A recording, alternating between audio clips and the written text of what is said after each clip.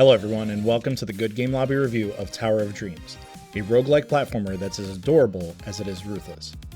For full disclosure, I received this key for review, and the game is still in early access on Steam. After playing through the available content, I think it's a solid start and on its way to becoming a fantastic game. If you're new to early access, it's a stage where gaming studios release an early version of the game they believe has its core elements fleshed out enough for players to enjoy and engage with. You can purchase it at a discounted price, react to it, and provide feedback, contributing to a collaborative effort to create a truly polished game. It's also a way for studios to secure funding and support ongoing development.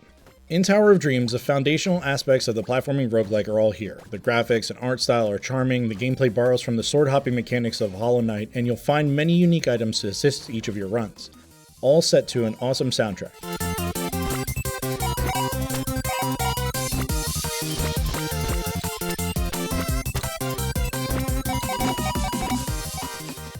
My plan is to do a part 2 review once the game leaves early access next year.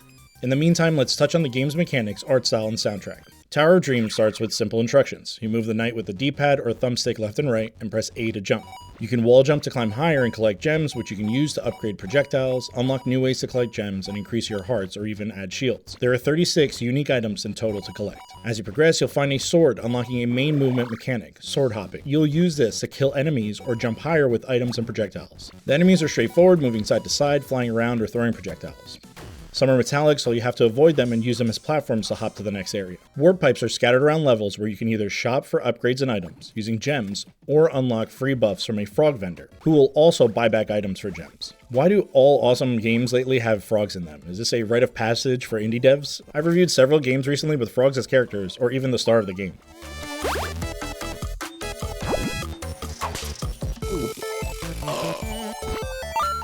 That's the gameplay in essence, with level mechanics evolving to offer more challenging runs and incentives to experiment with items and strategies to conquer the tower.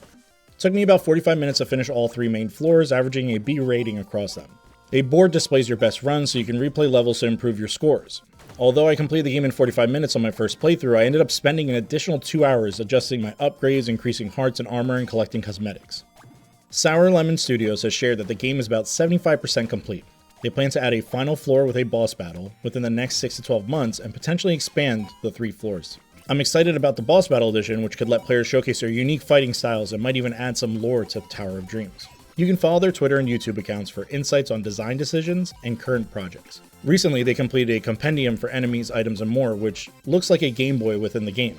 Here's a video for context.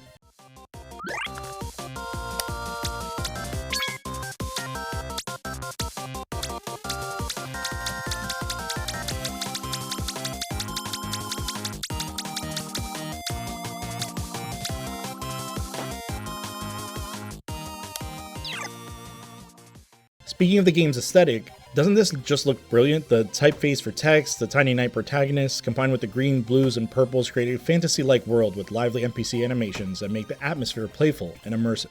The precision timing with the retro-inspired visuals make for an engaging experience that feels fresh on every run. Now that we've covered the gameplay and visuals, let's talk about the soundtrack. This one truly spoke to me. The music complements the sword-hopping mechanics and vibrant tower perfectly. The main theme is a fantasy-inspired tune you can hear in the background now.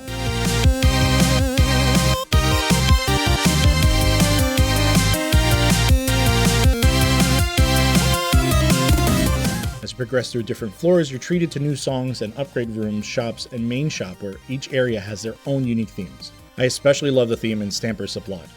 It's reminiscent of a Katamari track, and I had to pause my run just to enjoy it. Tom Sambour's entire soundtrack is on YouTube, and I highly recommend listening to the whole thing. Here's a taste of Stamper's shop. Enjoy.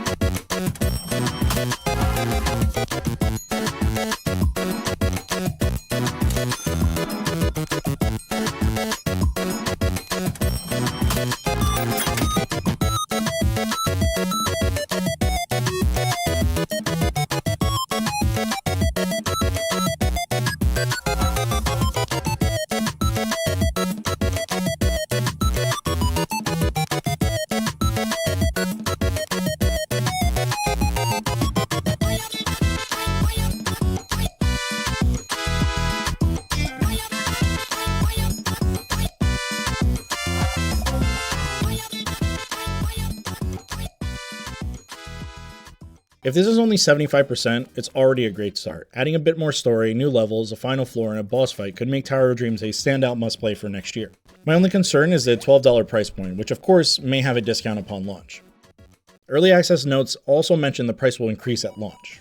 While I think it's a little bit high for what's currently available, the game is fantastic and will likely keep improving. Sour Lemon Studios is responsive to community feedback, so there's great potential here. They've said, and I quote, "I have an active Discord server for playtesting and feedback, and I'll be paying close attention to the game's reception to prioritize what to work on and fix for the full release."